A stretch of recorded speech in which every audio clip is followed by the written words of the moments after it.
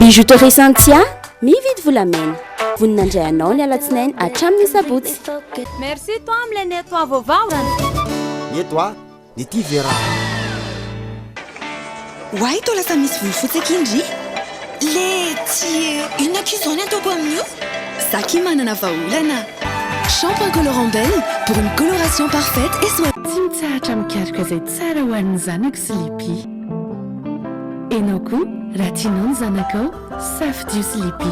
Talia ilay serviette tokana vita eto Madagasikara izay tsy misy toazy mihitsy. Matokisa n'ilay kalitao tokany Talia. Talia manolotra anao ny logité.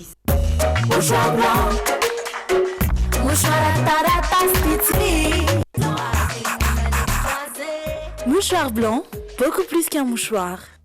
Ma safidiko numéro 1 malagasy manolotra ho anao.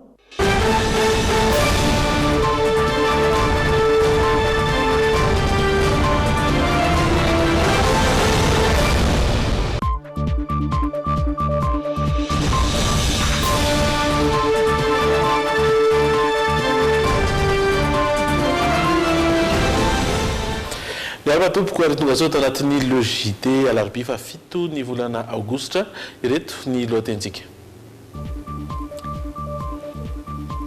Hita tao mahadrodroka ny vata mangatsiaka ny Alana Scotland ilay tovavy britanika nitsambikina fiteny ambony fiaramanidina. Fantatra fa nindaosy ny fahafatesana androany ny komandiny gendarmerie pirenena tao be fandriana avaratra rehefa notsaboana teto Antananarivo nandritry ny 7 andro. Indray mandeha ao anatin'ny herinandro ihany vao mandeha ny rano amin'ny pompieny amin'ny fokontany Antsahameva Ankatso nefa mbola ila arambe ihany koa velotaraina manoloana izany ny mponina eny an-toerana. Anomboka amin'ny 20 aogositra ho avy izao ny adina ara-panatanjahantena amin'ny baccalauréat eto Antananarivo renivohitra. Eo amin'ny maresaka iraisam-pirenena 14 ireo namoniainy ary 100 ny maherina ratra vokatry ny fipoahana fiara iray voafandrika tao Kabola androany maraina. Valomeravantsika tsiraray avy indray amin'ity alina ity ary manasantsika anaraka ny logité hatramin'ny farany. Ao anatin'ny tapany faharoa no ijerentsika ny zanam-pandaharana portrait ho ianao ary ny insolite zao aloha dia andao ijery ireo vaovao izay ho arosanao amin'ity takariva ity.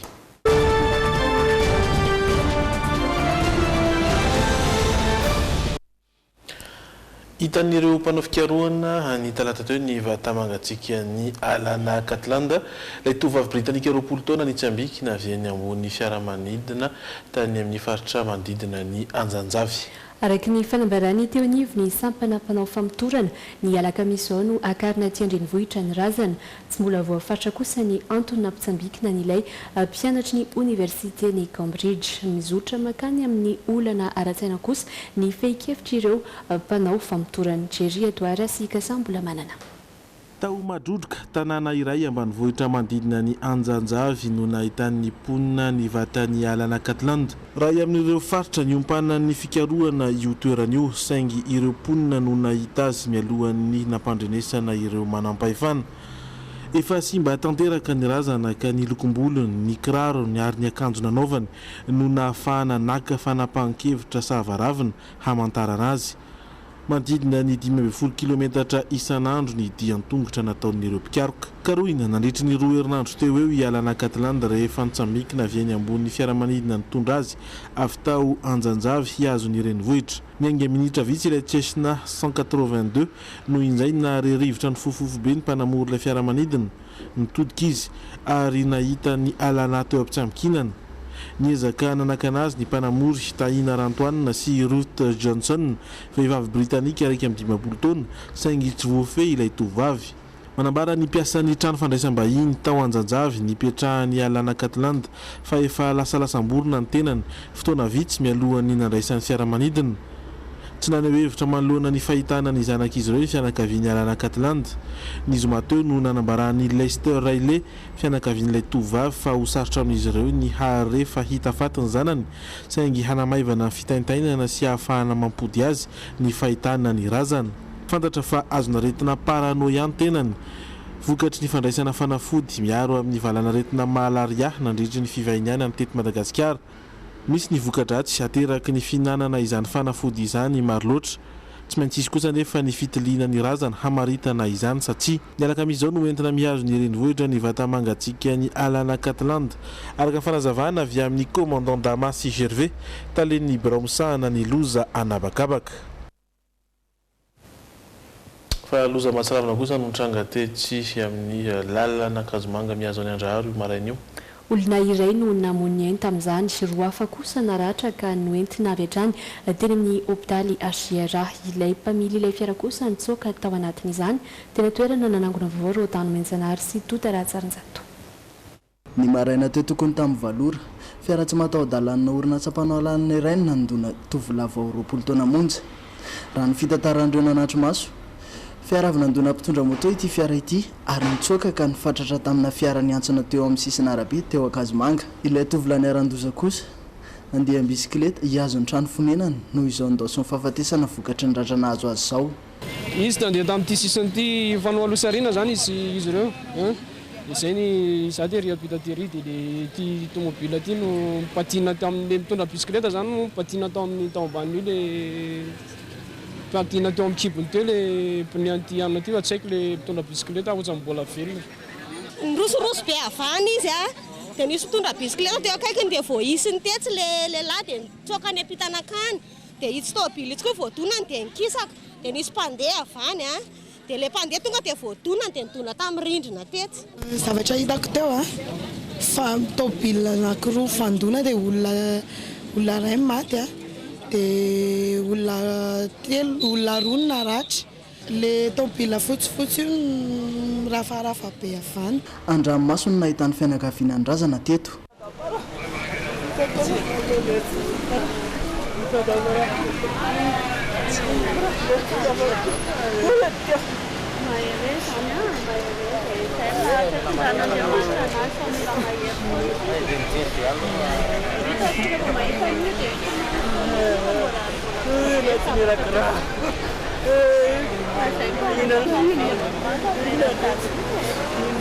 Olona roa naratra ny araka tamin'izay tao anatin'ny lozam-pifamoivoizana teto Akazomanga izay. Noentina avy hatrany teny amin'ny hôpitaly HGRA ireo naratra. Ny razana kosa no batainy BMH tamin'ny folora teo rehefa vita ny tombana nataon'ny polisy. Raha ny fitantaran'ilay isan'ny miarambony nahataitra azy nahatongavan'ilay fiara tampoka raha iny izy nandeha lalana natokana ho an'ny mpandeha tongotra iny. Anao alosariana ty hoe dia ry tôbily ry ohatra nipetraka tam'izay zany fa le olona maromaro e dia le olona mivezivezy dia misy tôbily mipetraka ty dia zay ty dia zay fotsiny zay nandeha tongotra amin'ny trottoir fotsiny. Nisokatra amin'ny fianadidina momba ity lozam-pifamoivoizana ity ankehitriny karona ilay mpamily izay nitsoaka fa eto mampikolay ny vahoaka ny fandehanana mafy ataon'ireo fiara mampiasa ity lalana Kazomanga Andraharo ity tao aorianan'ny fahavitany.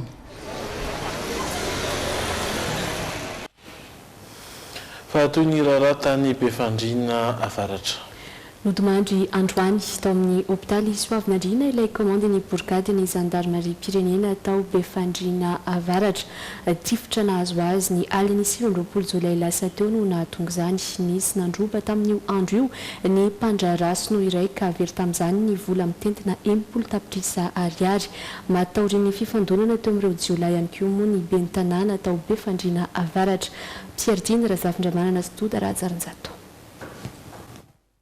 Herinandro taty aoriana nahafaty ny ben'ny tanàna tao Befandriana avaratra noho ny tifitra nahazo azy. Fantatra izao fa nodimandry androany tao amin'ny hôpitaly Soavinandriana ny komandiny borgady ny zandarmaria pirenena any an-toerana. Mafy loatra ny ratra nahazo azy vokatry ny fanafian-jolahy ny tranga tao Befandriana avaratra ny aliny 20 jolay lasa teo ka tsy tena intsony ny ainy na dia efa nanaraka fitsaboana taty Antananarivo azy. Mpandrarasino iray Ratsahivina no notafiana andian-jolahy ny aliny 20 jolay lasa teo. Lasa tamin'izany ny vola mitetina 10 tapitrisa ariary. Taorian'ny fifandonana teo amin'ireo jolahy sy ireo mpitandro ny filaminana no nahalavo ny iray tamin'ireo jolahy ary nitarika izao fahafatesany komandy ny tompoparitra ny zandarmaria pirenena ao Befandriana izao. Ny commandant brigade zany tena eto en face eto amin'ny anina mihitsy. Eto en face dia misy miparitaka taty amin'ny fehany dia le tany amin'ny fehany nisy voala le plan nisy anakenina zany taty fa le tato amin'le partie abdomen zany sarotra be tsy maintsy nitina nevakena azy taty. zany efa misy olona anankiray zany anisan'ireo le nanao ny fanafiana io no tratranay ary tsy amelanay ireo olona eninareo fa tsy maintsy hitanay ireo raha Madagasikara efa localisé ireo am'izao dia tsy amelanay fa tsy maintsy ho hita ary atolotra ny fampanoavana. Ny 5 aogositra lasa teo no fantatra fa voasambotra ny iray tamin'ireo jolahy izay isan'ny nandray anjara mivantana tamin'ny asa fanafiana ilay Mpanjarasonoa. Raha araka ny fanazavana trany dia nentina teny amin'ny vondron-tobiparitry ny zandarmaria Mandritsara. Io jolahy voasambotra io miaraka amin'ny vola hita teny aminy izay mitotaly 2 tapitrisa ariary mahery eo. Mbola mandeha kosa ny fikarohana ireo namany 4 hafa izay tomponantoka tamin'ity tranga ity. Fasehatry ny tsy fandriam-pahalemana tranona eo azy ireo sazy sy fampidiranam-pony zany ireo zandary miopefia dia mbola misy ireo izay mbola sahy mandika lalàna ka natonga sekretera mpanjakana izay miadiny zandarmaria pirenena handrangarana fanasaziana enjana ho an'ireo zandary mandika lalàna ireo. Misy mihitsy ny fivoriana maika teo amin'ireo mpiadidy eny anivo ny zandary ka mitatitra ny vaovao mahakasika izany Andry Lalay na Andriamasy Kasambola manana. Voaray ny fiadidiana zandarmaria pirenena ny fitarainana mahakasika ny tsy fandriam-pahalemana ao anatin'ny distrika Morombe, Toliara Faharoa ary Beroro. Isan'izany ny fisiana zandary mandika lalàna ka natonga ny fobe baikona ny zandarmaria pirenena ampanao famitorana ifotony sy porofo voalazan'ireo solomavamboaka mahakasika izany.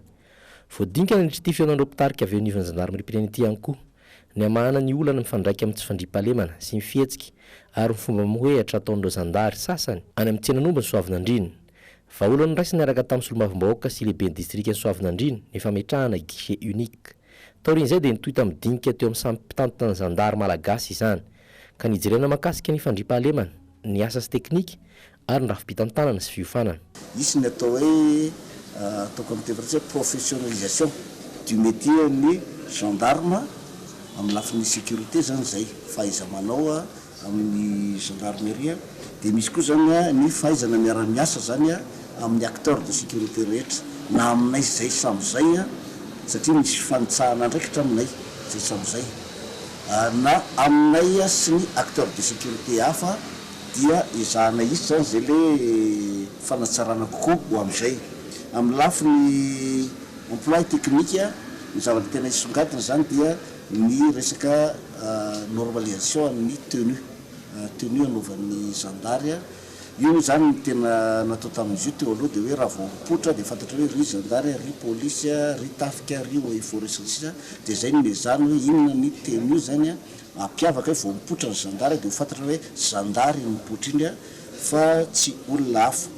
Dia eo amin'ny fitaovana koa zany dia ny fampiasana fitaovana zany dia araka ny tokony ho izy ho tapahana ao anatin'le famaranana rehefa ataonay zany hoe ny fitaovana dia ampiasaina araka ny tokony ho izy. Isan'ny olana enivon'ny zandary ihany koa ka nitadiavam-baolana nandry teatrikasy ny alatsinainy lasa teo ity ny fanitsahana andraikitra eo amin'ny samy mpitantana no havana sy no hazavaina tamin'ny antsipriany tamin'izany ny fizarana andraikitra ho an'ireo mpitantana isa-tsokajiny avy enivon'ny fiadidiana ny zandarmaria pirenena. Mbola ito ny vaovao haoriny ny fanarahantsika ireto dokam-barotra ireto.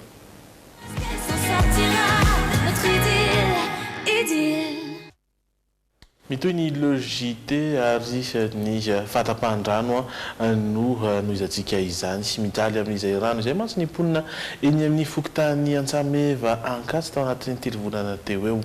Indray mandeha ao anatin'ny herinandro vao mandeha ny rano amin'ny pompy nefa mbola ila arana eny an-toerana voatery mividy rano ankabeazan'izy ireo raha araky ny fanazavana izay voaray mangataka ny tompon'andraikitra ireo mponina ao amin'ny fokontany Antsameva Ankatso mba hamany olana eny an-toerana. Piardina Razafindramanana sy misy Razafinjatovo no mitatitra ny vaovao.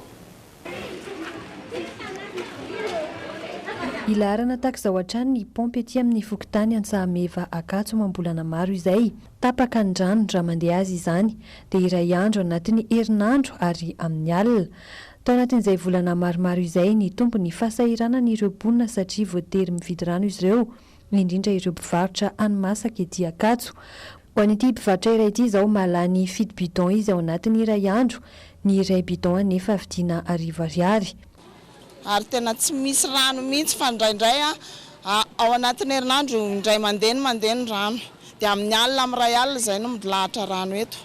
zay zany maka rano am'izao dia 1 kilometre miala an'ity tanànanay ity vao misy rano satria tsisy vovo mihitsy aty satria aty zany efa teritery le tanàna. Mpivarotra tompoko amin'ity quartier Natsameva ity. Na ny sakafonay ara dia ila tsy masaka satria le rano tena tsy misy. Io rano zany tsy hoe tsy misy fa tena tsy misy. Ary tena mijaly zay. Manomboka amin'ny enina zay milahitreto amin'ny arivo satria amin'ny arivo ny tonga le rano. Amin'ny 2 alina zay mbola tsy mazaka. Efa nanao fitarainana mba hamahana ny olana ny ponina etety amin'ny fokontany Antsahameva Ankatso, saingy tsy mbola nisy namaly izany hatreto. Antony izao fitokonana nataon'ny ponina sasany eto an-toerana izao. Tena mba mangataka amin'ny tompona andraikitra mafy dia mafy mihitsy nefa mijaly tompoko amin'le rano isan'andro. Tena miala tsindritra tsy matory andro manalina mihitsy nefa ny toromaso mba hitovizana amin'inona moa. Nefa zay mihitsy fa tena misaotra betsaka indrindra tompoko mijaly rano zahay tena mijaly fa mba avireny rano ne tompoko. Tsy mbola nanome fanazavana mikasika izay fatapahan-drano lava reny ety amin'ny fokontany Antsahameva Ankatso hatreto ny Jirama. Mbola mitohy ny raha pitsy kosa ny fitokonana ataon'ireo ponina raha araka ny fanazavan'izy ireo. Fa mbola olana ianivon'ny fiarahamonina trano mifanolana ireo ponina ao amin'ny fokontany Anosbe Anosato Atsinanana. Fianakaviana vitsivitsy no mitaraina tsy afaka mandeha amin'ny lalana hiazo ny tanànan'izy ireo. Tetsekila ny milaza ny tompon-tany fa tany tsy misy lalana no novidian'izy ireo. Mbola hitoy ny raharahara ny fanazavana voaray ary manambana mpiakatra izany eninivo ny fitsarana ny andany sy ny ankilany. Teny an-toerana anjery ny zava-misy Rina Andriamalala sy Kasa mbola manana. Mienjana ny tady amin'ireo tompona tany vitsivitsy eto Anosbe Anosato Atsinanana. Notapenan'ireo tompon'ny tany ny lalana izay miazo ireto tanàna. Onenina fianakaviana manodidina ny 10 ireto. Eto kavanan'ny tanàna no misy ity tany iray nototorana ity.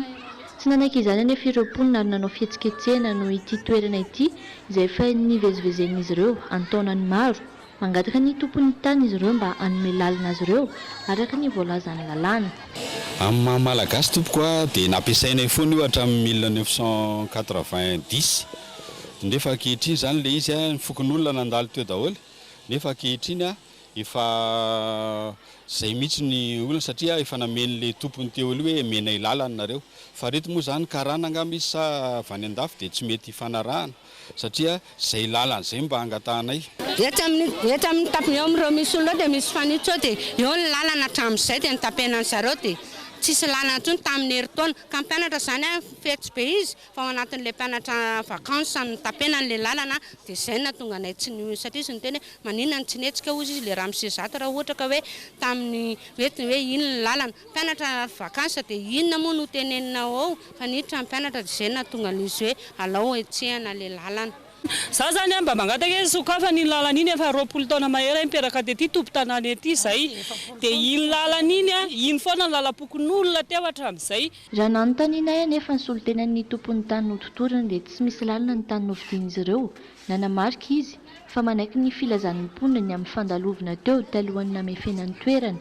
Taorian'izay anefa dia efa nanolotra ity elakelan-trano ity mba hivezivezen'ireo ponina izy.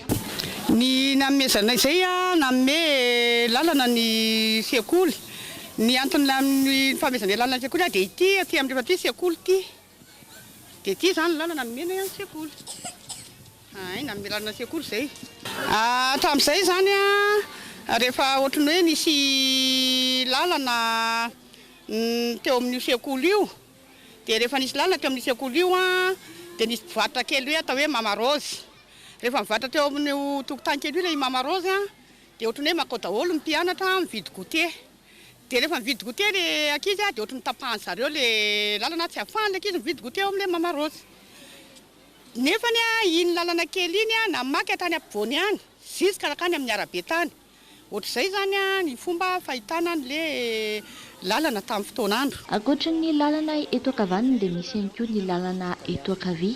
Mitovy ihany ny olana saingy kosa tsy manaiky ny hanome lalana ireto fianakaviana vitsivitsy ireto izy raha nambaran'ny mpifanila tanàna aminy. Ity tany ity zany tany vidian'ny dadanay sy mamanay dia misy titre sport ara-dalàna ireo tamimbary izy ireo tamin'ny taloha anananay ao ny saritany zany hoe tamimbary misy valapary dia tokony iny zany valaparia sotoavina malagasy valaparia zany tsy azo sakanana io ihany koa zon'olombelona fototra ny fahazondalana mivezivezy amin'ny ora rehetrarehetra ka zay zany nitakiana ny tompona andraikitra mahefa hoe aza voavidy mivola isika fa eritrereto maolona eritrereto mamalagasy jereo ny taranakitsika fanabeazana fitsaboana fanasoavana mpiarabelona zany. Nalambara kosa ny tompon'ity tany ahitana fitaovana fandrafetan-kazo maro ity fa tany tsy misy lalana no novidiny ary ankehitriny manana titika sanangana foto-drafitrasa eto izy ary efa nampilazany amin'ny amefenany taniny afaka fotoana vitsy. Milaza ny mbola hitondra ny heviny moa ity farany miantso ny tompona andraikitra isatsokajiny izy ireo andamina ny raharaha ety an-toerana. Lafim-baovao hafa kosa indray hanomboka amin'ny 27 ny volana aogositra ho avy izao ny adina ara-panatanjahantena amin'ny baccalauréat eto Antananarivo renivohitra. Misy efatra ny kianja anatanterahana ny fanadinana, 5 kosa ny ivon-toeram-panadinana akana ny taratasy fiantsonana ny convocation. Marihana fa azo alaina eny amin'ny birao ny fitantanana ny fanadinana nasionaly ny dika mitovy amin'ilay convocation raha toa ka tsy mbola voaray andro vitsy mialoha ny adina ara-panatanjahantena baccalauréat fanadihantena. 5 ny ivon-toeram-panadinana eto Antananarivo akana ny taratasy fiantsonana ny convocation ho an'ny adina ara-panatanjahantena amin'ny baccalauréat ka eny amin'ny lycée Nanisana ny an'ny mpiadina sokajy A1 sy ny sokajy C taksa ihany koa ny an'ireo mpianatra sokajy A2 avy amin'ny sekoly eny amin'ny faritry Tosy na Ampitatafika. Eny amin'ny lycée Faravohatra no akana ny taratasy fiantsona ho an'ny sokajy D. Eny amin'ny lycée Rabearivelo indray ny an'ny sokajy teknika ary mbola alaina eny ihany koa ny convocation ho an'ny sokajy A2 an'ny mpianatra avy eny Andoranfotsy sy Sabotsynamena. Ankoatr'izay mizara roa ny toerana akana ny taratasy fiantsona ho an'ny mpiadina sokajy A2 avy amin'ny sekoly eto Antananarivo renivohitra.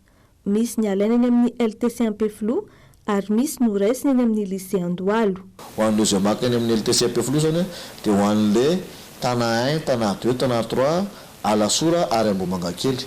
Rehefa miteny hoe tana 1, tana 2, tana 3 zany moa dia hoe Jules Ferry, Andohalo, iny LM Masiny sisa iny. Ny alaina eny Andohalo ndray dia ny tana 4, 5, 6 dia misy Alasora sy Ambomangakely ihany koa alaina eny. Amafisy ny tompona andraikitry ny fitantanana ny fanadinana nasionaly fa misy ny fepetra ho raisina raha toa ka tsy mbola azo ny taratasy fiantsona andro vitsy mialohan'ny adina ara-panatanjahantena baccalauréat. Ny herinandro mialohan'ny 19 août io zany ka tsy azonareo an'ny candidat libre ny convocation nareo dia afaka maka ety amin'ny direction des examens nationaux nareo na ny office du bac teo aloha ety akatso maka duplicatana convocation fa omenanareo zany. Ho an'ny candidat d'école ndray dia ny sekoly maka azy ireo maka azy eny fa raha ohatra koa zany tsy mbola azo le izy alohan'ny fotoana dia afaka manatona ihany le mpianatra mihitsy. Anomboka ny 7 aogositra hatramin'ny 3 aogositra ny adina ara-panatanjahantena baccalauréat. Kianja 4 no ampiasaina amin'izany ny ANS Ampeflo, ny kianja municipal ny Mahamasina, ny kianja Nalaroby ary ny kianja ny Masindamiseny Amparibe. Iray volana aoriana izay kosa no irosona ny adina an-tsoratra amin'ny baccalauréat izay anomboka ny 3 septambra 2024. Fa nisokatra ary amperinasa nanomboka omaly ny tranokala manokana ho an'ny herinaratra sy ny biomasse ary ny akoranafo. Tranokala fa nirehetra mijery ireo vaovao sy fivoarana eo amin'ireo sehatra telo ireo. Manazava misimisy kokoa mahakasika izany ity fanadihadiana nataon'ny Andry Lalaina, Andriamasy sy Dota Ratsarinjato ity. Tafapetraka rehefa mandeha ny tranokala manokana noforoan'ny ministeran'ny angovo sy rano ary akoranafo antsoina hoe SIE na fanomezam-baovao manodidina ny angovo. Mahakasika ny herinaratra sy biomasse ary akoranafo ireo vaovao ao anatin'ity tranokala ity. Tranokala izy io ahafahana maka ataontsika hoe ny singana information rehetrarehetra mahakasika ny tontolon'ny angovo, famokarana angovo na ihany koa ireo ataontsika hoe mety mahakasika ny fitsinjarana, fitsirihana ny toerana maro samihafa eto amin'ity firenentsika ity mety hamokarana angovo. Eo ihany koa zany ny ataontsika hoe ny torohay mahakasika ny fivelaran'ny famokarana angovo eto Madagasikara. Marihana fa efa tafiditra tsara mihitsy ao anatin'ny ezaka atao amin'ny fitondrana amin'ny fampiasana ny teknôlôjia moderna zany indrindra ny solosaina ny firesaka informatika na atotsika mihitsy ary hoe digitalisation raha zay ny ilazana azy amin'ny fikirakirana ny antotanisa sy ny atotsika hoe ny système d'information mahakasika an'izany sehatra iasan'ny ministère amin'ny sanany angovo zany. Ankoatra misehatra amin'ny herinaratra sy biomasy ara-koronafo sy ireo te mampiasa vola ary mpamatsy vola dia isan'ireo kendrena mba anara-baovao ka hitsidika tranon-kala io ihany koa ny daolobe. Maharaka sy manaraka ary manome ireo vaovao manodidina ny herinaratra sy biomasy ara-koronafo ny SIE izay ao anatin'ny fanatrarana ny tanjona fitondrana amin'ny fahazony 500 malagasy angovo amin'ny taona 320. Fehizay sehatry ny famasina herinaratra izay aloha dia nanambara ny teo anivo ny filan-kevitra ministra ao amin'ny fiadidinana ny repoblika izay natao teny avolofa tsy maintsy hodiovina ny fitantanana ny jirama ary hovitaina ao anatin'ny rotaona raha ela indrindra ny fanarenana sy famerenana ny trosa sy ny orinasa ho alalintsika ao anatin'ny logité raha teo izay vaovao izay ka rahampitso fa manome tolotra vaovao ho an'ny orinasa madinika eto Madagasikara ny banky SIPEM ankehitriny. Tolotra izay azon'izy ireo taoreny fanaovantsiny ny fiara-miasa amin'ny vondrona frantsay ho an'ny fampandrosoana na ny AFD, Agence Française de Développement, raha tsika ny fanadihadiana tokafarotra. Ho fanatsarana tranon'ny tolotra ho an'ny mpanjifa nanatanteraka sy ny fiara-miasa amin'ny vondrona AFD na Agence Française de Développement ny banque SIPEM Madagasikara. Nototosaina teto amin'ny foibeny teto Andavamamba izany. Tombony maro no azon'ny mpanjifa amin'izany, isan'ireo ny fanamorana ny antoka amin'ny findramam-bola izay atao. Izay tena zava-dehibe tokoa ny SIPEM banque satria ahafahan'ny SIPEM banque zany mandeha misimisy kokoa manantona n'ireo orinasa ireo dia mamaly ny filan'ilay orinasa zany eo amin'ny resaka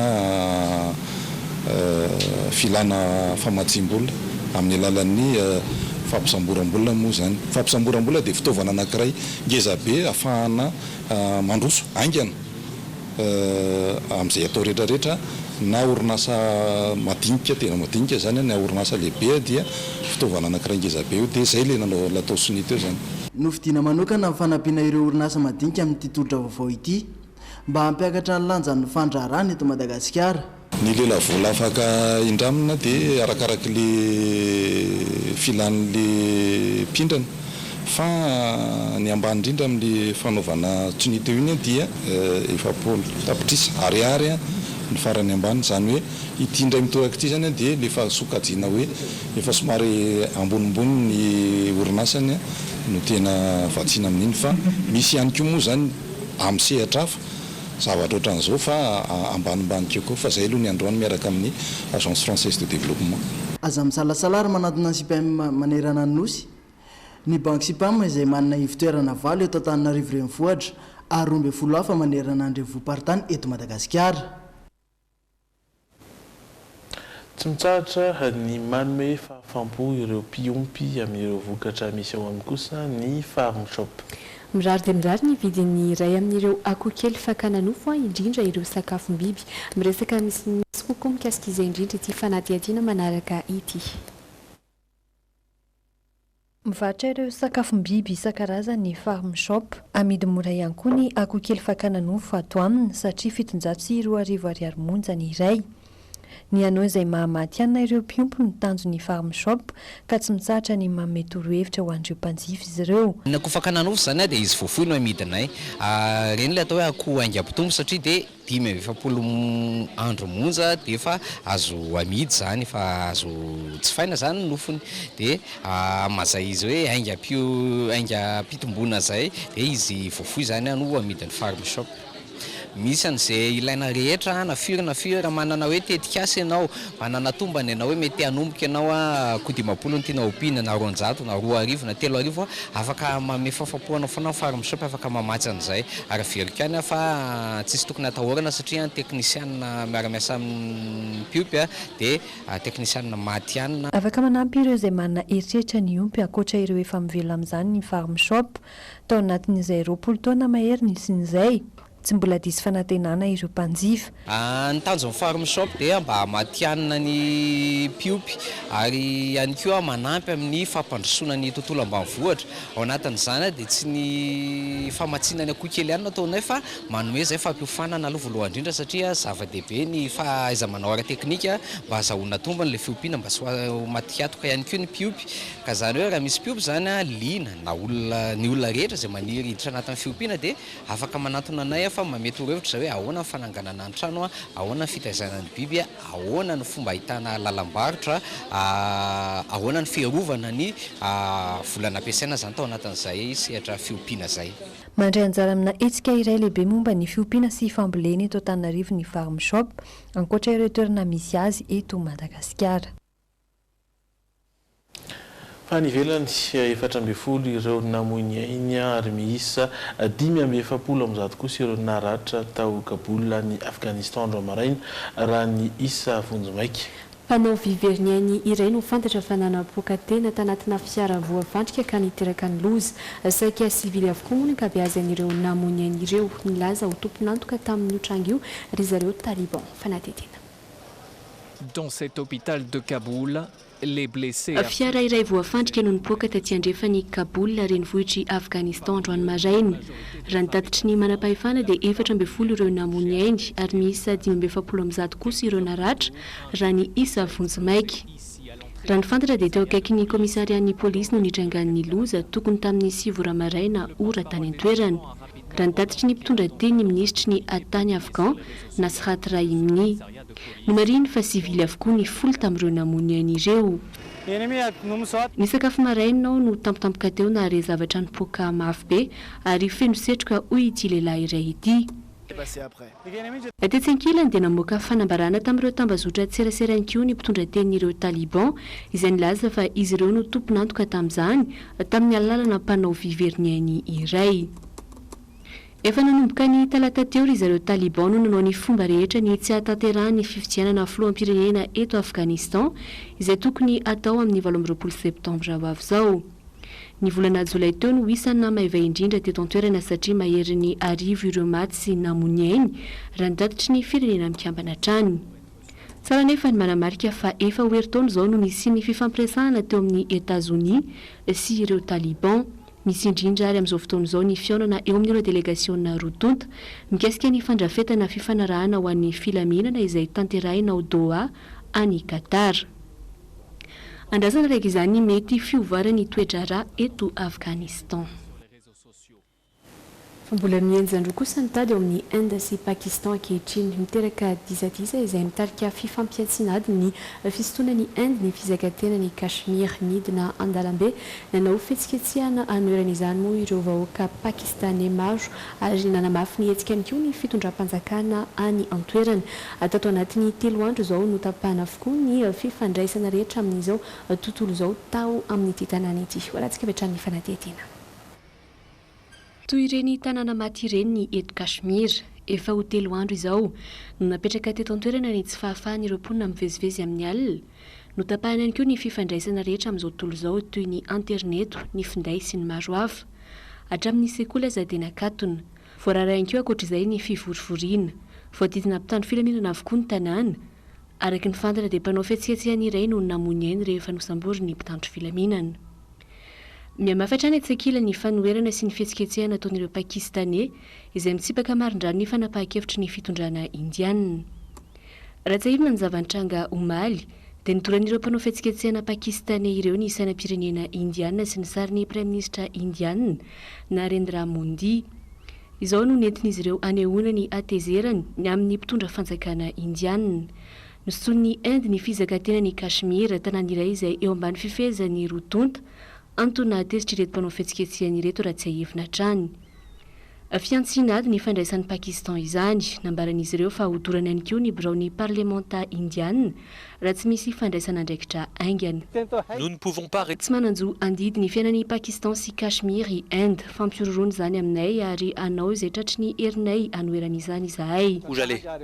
Fanaovana tsintsina ny Pakistan izay no antsoantso ataon'ireo mpanao fihetsiketsehana ankoatr'ireo vahoaka tsy mankasitraka nanao fanambarana fa tsy maintsy anao valifaty ihany koa ny Prime Ministre pakistanais. Raha manao ratsy amin'ireo mponina Kashmir i Inde dia hitsangana nohitra izany ny vahoaka rehetra ampiasa tafika ihany koa isika raha ilainy zany. Manoloana ity fanoerana ity tsy mbola nandray fanapahakevitra hafa nanamaly ny afatra i Inde hatreto. Nambaran'ny tompona andraikitra kosa fa mbola tsy maintsy dinihina eny amin'ireo androm-panjakana aloha vao afaka miverina amin'ny fanapahakeviny fitondrana.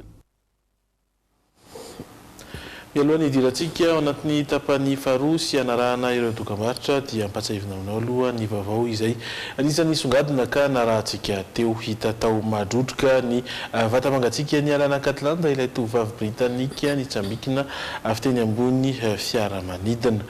Teo koa no nafantarana fa nitaosy ny fahafatesana androany ny commande gendarmerie pirenena tao be fandriana avaratra rehefa notsaboina teto Antananarivo nandritra ny 7 andro teo izay. Ary indray mandeha ao anatin'ny herinandro ihany vao mandeha ny rano amin'ny pompy eny amin'ny fokontany Antsameva Ankatso nefa mbola ilarana velotaraina noho izany ny ponina. Ary eo amin'ny seratra fampianarana hanomboka amin'ny 20 aogositra ho avy izao ny adina ara-panatanjahantena amin'ny baccalauréat eto Antananarivo renivohitra. Fa taky ny mahazatra rehefa alarobitaka izao dia ny portrait no arahantsika ary atolotra antsika ihany koa ireo zanam-pandarana miaraka aminy. Ray mpianakaviana iray miompy karazam-biby tsy fahita eto Madagasikara no entina amintsika ato anatin'izay portrait izay. Nasaina nanoa io abolana kosa ireo sendran'ny logide tato anatin'ny Oyanao androany. Anaraka dokam-barotra vetivety ary isika dia anaraka ireny zanam-pandarana ireny.